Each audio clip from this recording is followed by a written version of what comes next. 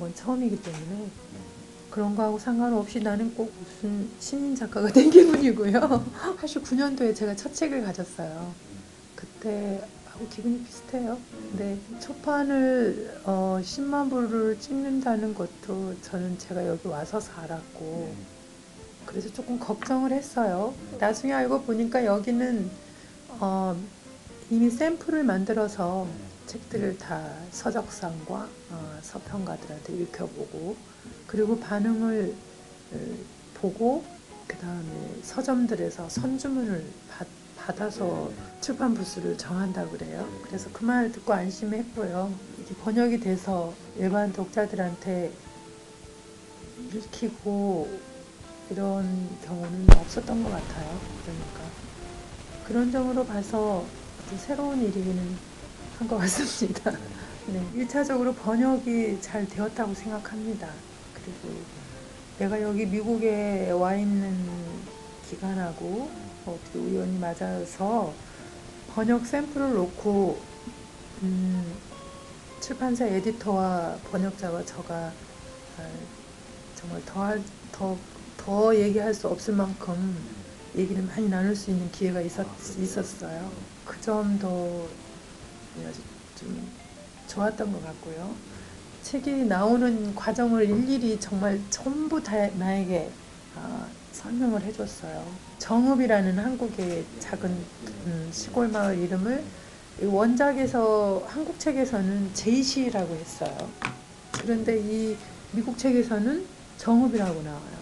그렇게 오히려 구체적으로 지명 이런 걸 다 표기해서 오히려 더 한국 그게 더 많이 들어와 있어요. 그게 원래 그렇습니다. 번역 작품을 읽는다는 것은 다른 나라 문화를 받아들이고 이해하려고 한다는 게 기본으로 깔려있는 독서 행위이기도 해요. 그 막걸리만 딱 나오는 게 아니고 그렇죠. 그 상황 속에서 이 막걸리를 마시고 하기 때문에 이런 상황 속에서 마시는 것인가 보다 이렇게 이해를 하겠죠. 그리고 더 궁금하면 막걸리라는 게 뭘까라고 찾아보기도 할 것이고 이 작품은 그러니까 그 일반 소설의 인칭이 쓰여 있지 않죠. 딸을 너라고 하고 아들은 그라고 했고 아버지는 당신이라고 했고 그리고 나라고 말하는 사람은 엄마뿐이죠. 그렇게 하는 이유는 엄마라는 존재가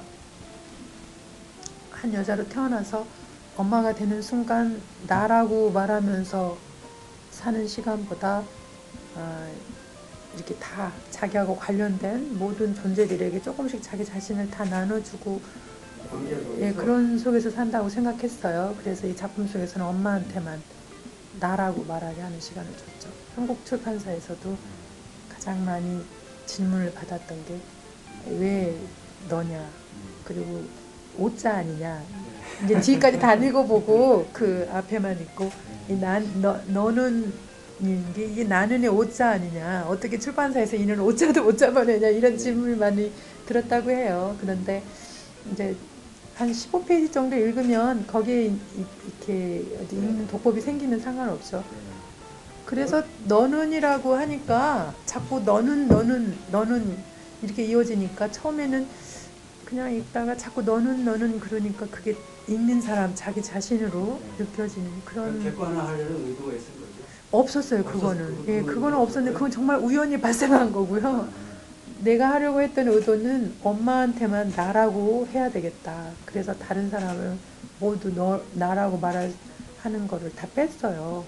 그러다 보니까 딸은 너라고 하게 됐고 아들은 그라고 하게 됐고 그랬는데 읽는 사람이 그 너는 자꾸 그러니까 그걸 자기로 받아들이는 거는 정말 우연히 구성 안에서 발생한. 이 소설은 절대 무슨 죄책감을 느끼다 이런 속으로 쓴 게 아니에요.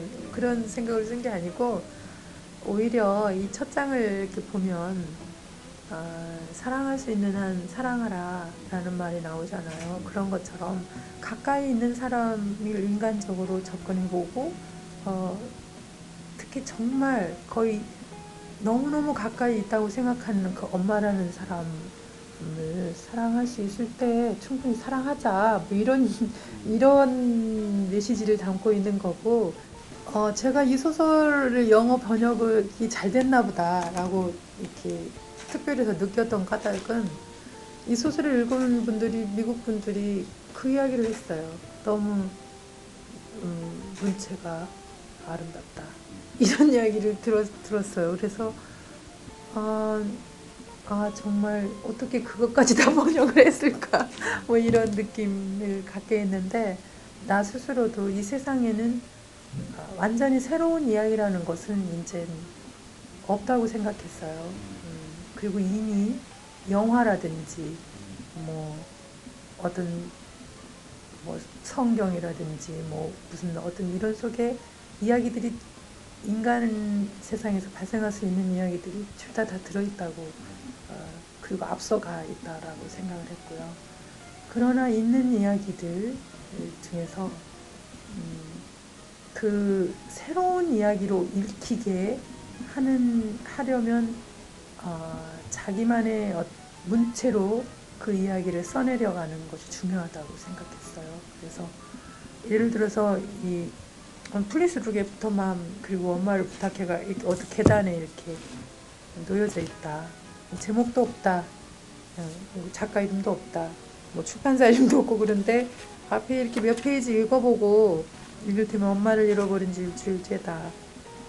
몇 페이지 읽어본 다음에 이건 신경 쓰기 소설인데? 라고 이렇게 알아볼 수 있는 그런 문체를 가지는 것이 초기 저의 꿈이었어요, 작가로서. 같은 이야기라도 내가 쓰면 다르게 읽히는 그런 어떤 지점을 만들고 싶었던 게 제 꿈이었고요.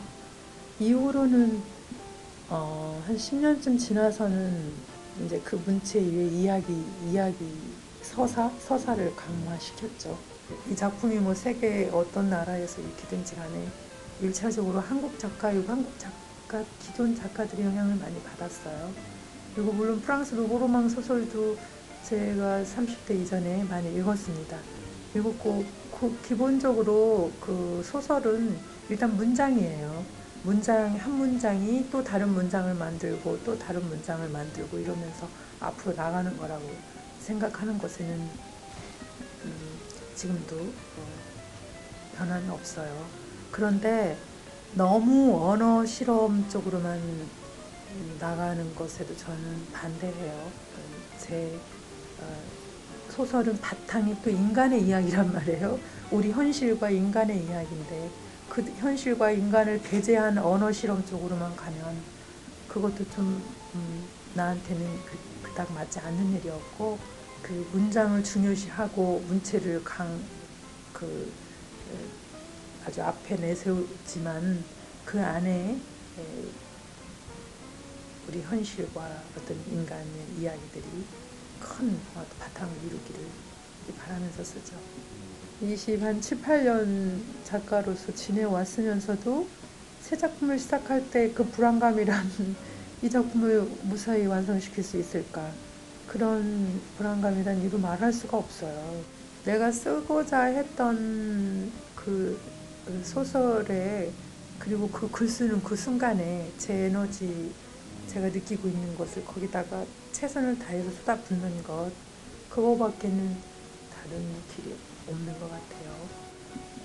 이런 때가 힘들어요. 그래도 나는 소설을 처음부터 끝까지 다 이렇게 세밀하게 짜놓고 쓰는 스타일이 아니에요. 그렇기 때문에 글 쓰는 순간이 매우 중요하다라고 늘 얘기하는데, 반지꼬리 안에 열어보면 거기 골무도 있고 바늘도 있고 뭐 조각부도 있고 그다음에 실패도 있고 뭐 또 있을까요? 뭐 가위도 있고 뭐 다 있잖아요. 그런데 그게 어느 자리에, 이 반지꼬리 안에 그게 다 들어있지만 그게 어느 자리에서 가위가 나올지 골무가 나올지는 모르잖아요. 그런 것처럼 제 마음 안에도 이야기들이 이렇게 둥그렇게 다 이렇게 포진해 있을 뿐, 이게 어떤 게 첫 문장이 될지 어떤 게 마지막 문장이 될지 이런 거는 저도 모르는 상태에서 첫 문장 찾기를 열심히 하다가 그 첫 문장에 의해서 이제 쓰여져요. 또 어느 때는 이미 이야기를 다 썼는데, 준비해 놓은 이야기를 다 썼는데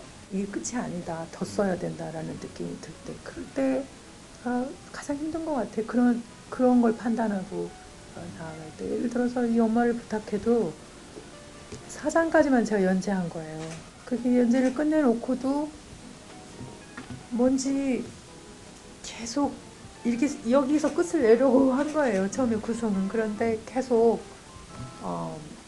뭔가 더 써야 한다라는 외침이 들렸고, 또 그게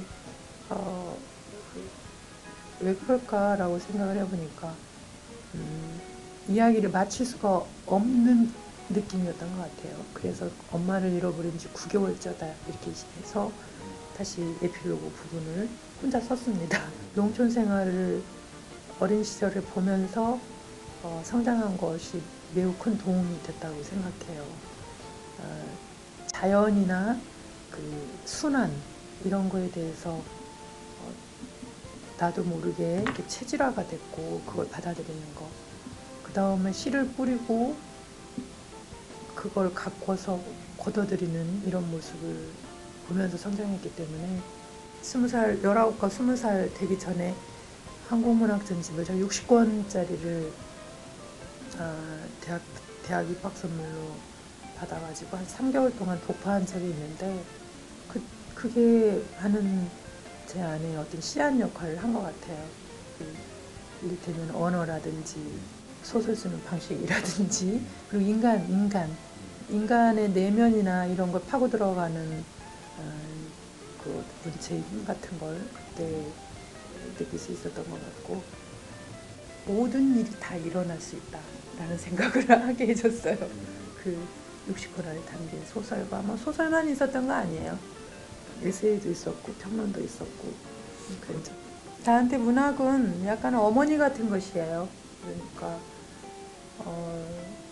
처음부터 내가 문학을 의지하고 문학을 좋아하고, 특히 그 중에서 소설에 애착을 느끼고 소설가가 되어야 되겠다고 생각하고 그랬던 여러 시간들마다 이 문학이 이상하게 외롭고 고단하고 소외되어 있다고 생각하는 나를 이게 감싸 안아주는 듯한 느낌? 그래서 나도 내가 쓰는 소설이 일종의 이 소설에 나오는 박소녀 엄마 같은 그런 엄마조차도 이렇게 껴안아주는 그런 큰 어머니 이 역할을 해줬으면 좋겠다 하는 그런 꿈을 가지고 있고요. 나한테는 그런 것 같습니다.